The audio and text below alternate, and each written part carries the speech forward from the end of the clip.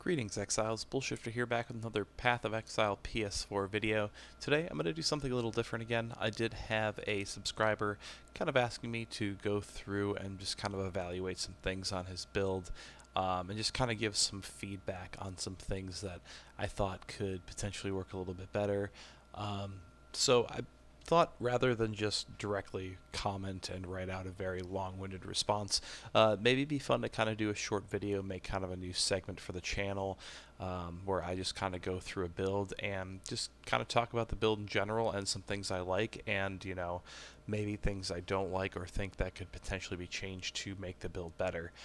Now, with this particular build, I do want to preface this by saying that there's a lot of good things going on in this build, a lot of things that I really like, and honestly, some of the things that I would change or add are actually pretty minor. I'm going to kind of go through this relatively quickly, just because I don't want to go into super detail and make it a super long-winded video. So we'll just kind of run through the Cyclone setup here. We'll go through the skill gems first. This Cyclone setup, absolutely fine.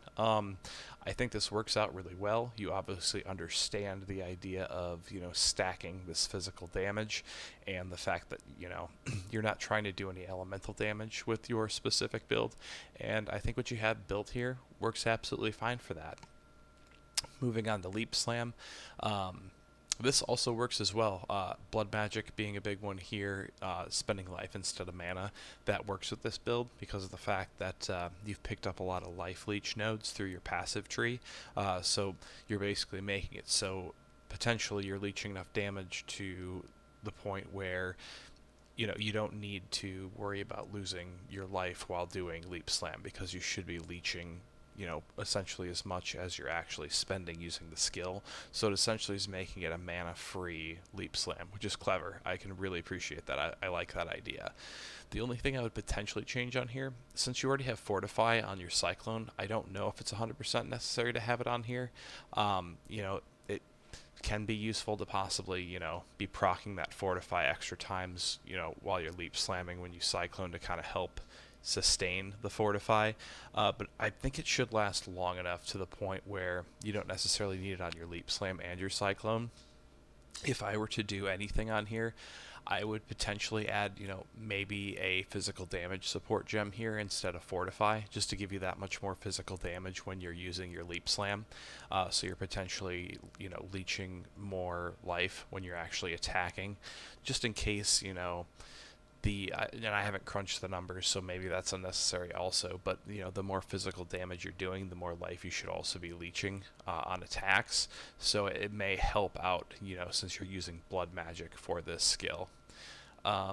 Summon Golem, this is the same way I have mine set up. Obviously I like that setup. There's not really a whole lot you can do with your Golem, so if you do choose to do anything on them, as opposed to, just summoning one and just leaving it bare bones in just a random slot, this is probably the best setup to actually have them, have some survivability and actually do a little bit of damage for you. You've got your curses here and also Flesh and Stone. I like those as well, clearly. Rallying Cry, this is another really good skill to have, and the increased duration also helps out quite a bit as well. One thing I did notice, and I know you're still continuing on building this this build, you do have room for a few more gems. One thing that I would recommend, and before I actually get into this is actually a really great resource that I personally use when I'm looking at potential support gems and just skill gems in general. It's poedb.tw.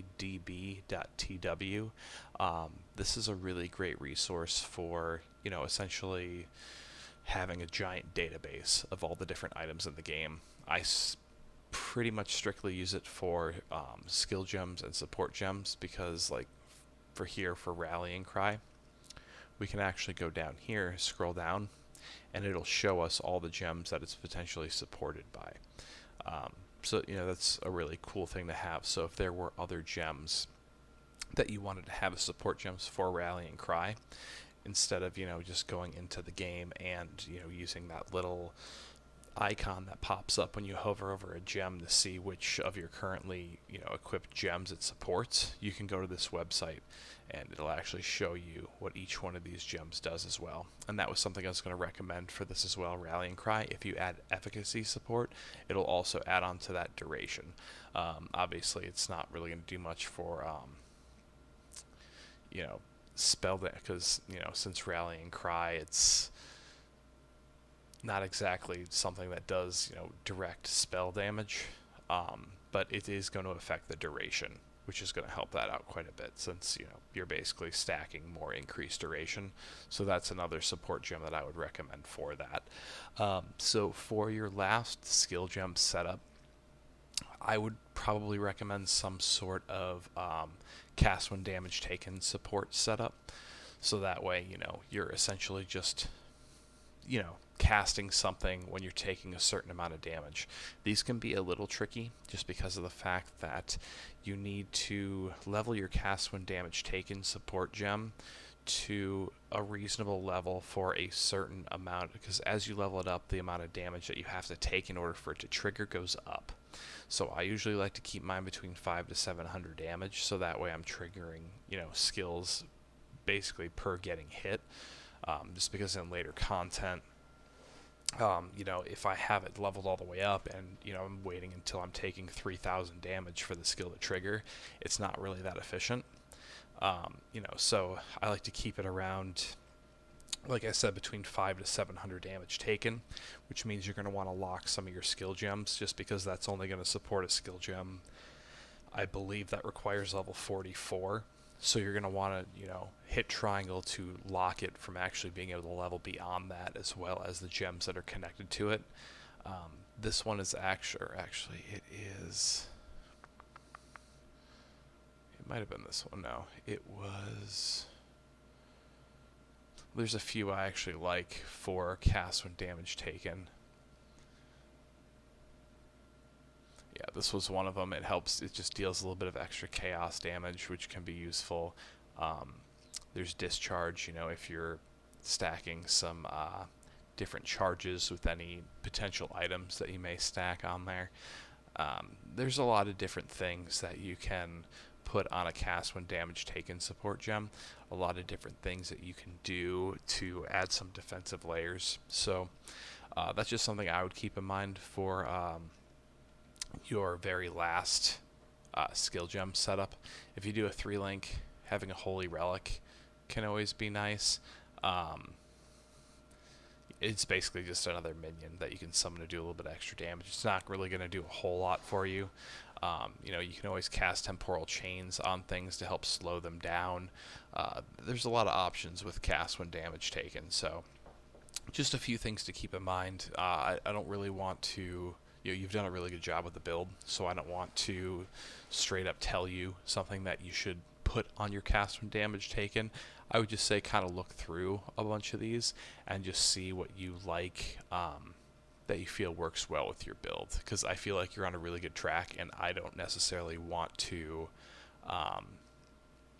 dictate your last skill gem setup, because I really like what you've done so far, and I think you'll find something that will work for your build very well just by kind of looking through these different gems that'll work with a cast when damage taken. But that's actually one of my favorite defensive layering methods, so I would probably go in that direction with your last skill gem setup. So with that said, I did notice we have one item on here, so this I'm assuming is going to be the big endgame two-handed axe that we're looking to use, which it's a solid item, adds physical damage, attack speed, chance for bleeding on hit, some weapon range, and +2 level of socketed support gems. So really solid item there. I'll go through the skill tree relatively quickly. Just some things that kind of stood out to me. A lot of health nodes, very great idea. And I'll kind of show everyone why here too. So the ascendancies here, this is going to be a lot of what this build is based on. Physical attack damage, life leech per second, which is another thing that you stack throughout this build. A lot of the life leech nodes are actually the same one I took for my whirlwind or my cyclone build. I always mix those two up. But obviously Pain Reaver, another great one to have here. or physical attack and attack speed. The rage mechanic. So basically, this is going to make it so you're taking a little bit of extra damage, but you're dealing a lot more damage because of it. And this is working really, really well with the life leech setup that you have going for this build. So honestly, that's and this increases your damage taken, but you're outputting 40% more damage. So I mean, I really like the way you've set that up. Really like the stacking of health nodes, and you've taken some two-handed weapon nodes in here. You've taken some axe nodes in here. I'm assuming these are in here for a similar reason as to why I have them in my build, just to kind of take the pressure off of how many stats or specific attributes you're going to need on your items in order to use your skill gems. And I did notice you left yourself a little bit of breathing room up here. You've got 10 more nodes to use. So honestly, the way that you have your nodes set up is really good. I actually really like this. I think you've done a lot of really good stuff here.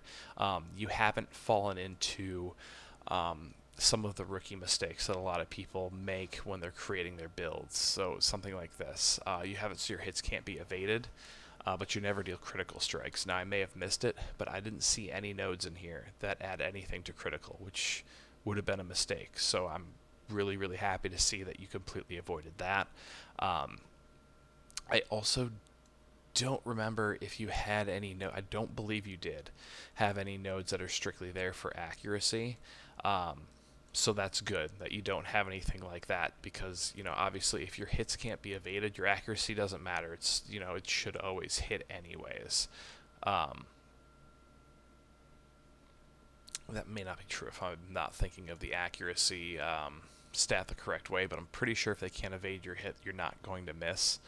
I'm not 100% sure on that though, so don't quote me on that one specific thing. But yeah, everything else here, the physical damage reduction, increased armor, a little bit of elemental resistance, these are all really good. Some axe damage here, I really like that. So the one thing I would recommend, one is actually see, how much of your leech you're, and this is something I need to do with my build as well, see how much of your leech you're actually using, and see if there is a potential way to gradually take some of the leech nodes off. See if maybe it's a bit of overkill on the leech, because if you're able to do that, or if you're able to take some of these off, or just another potential place to put these other 10 in, there are some nodes that are pretty close to where you've pathed out that you could potentially grab that are going to help you DPS. One is this patch of axe nodes over here.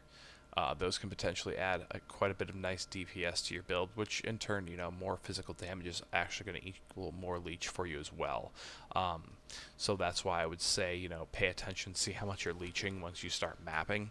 And, since you have your path planned out here, you're obviously going to have some respec points to play with. So that's kind of where I would direct those, is balancing your leech with your physical damage, which is something I'm going to be doing with my build as well. The other thing would be just grabbing a few more of these jewel sockets, which I'm assuming you have planned anyways. You've got these 10 extra points up here. So, you're really close to a couple here, especially these, where you're building with more melee damage on your way to this this gem slot. And this one, you're adding a little bit of extra strength, which is going to give you a little extra life anyways. So that's going to be really good to have as well. Aside from that, though, like I said, you've grabbed, the life leech, you focused on two-handed weapons, you focused on axes. You've been very concise about where you want to head with this build, and that's really good. I think you've done a lot of great things with this build. And I look forward to hearing from you about, how this ends up working out for you in the new league, because honestly, I think you're on a great path with this build. There's not really a whole lot that I would change, aside from the skill gem recommendations, which that's more or less just, picking out a few more gems for you to use for your build in general. But honestly, very, very good work. I think you've done a great job with this build, and there's not a whole lot of work to be done. If I see there's a lot of similarities here between this build and kind of what I've done with my build, but the reasoning behind that is you're trying to do a lot of similar things. Obviously you're using the same main gem that I am. You're wanting to focus on life leech, very similar to how I am as well. So it makes sense that we would have quite a few of the same nodes. But I think it's smart. You've done some clever things. So hats off to you for this build. I think you've done a good job. And yeah, like I said, just let me know throughout the league how this build's going for you. I'm obviously going to keep everyone updated on mine. So yeah, I'll be interested to see how this works out for you. So I hope everyone found this video interesting. I'm obviously not going to be able to evaluate everyone's build, but I was pleasantly surprised to see how well set up this is. So thanks everyone for watching. Hope you enjoyed it. Hope that it was informative and that everyone learned something from this video.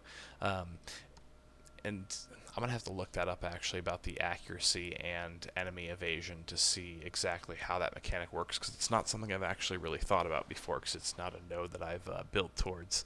And I've typically always been a spellcaster or ranged where accuracy doesn't matter. This is actually kind of my first foray into a melee build, because I completely ruined the very first one that I did on PC. So yeah, if anyone actually knows that for sure, definitely let me know in the comments section below. But aside from that, I hope everyone has a fantastic night. Thank you for watching, and until next time, may the RNG be with you, always.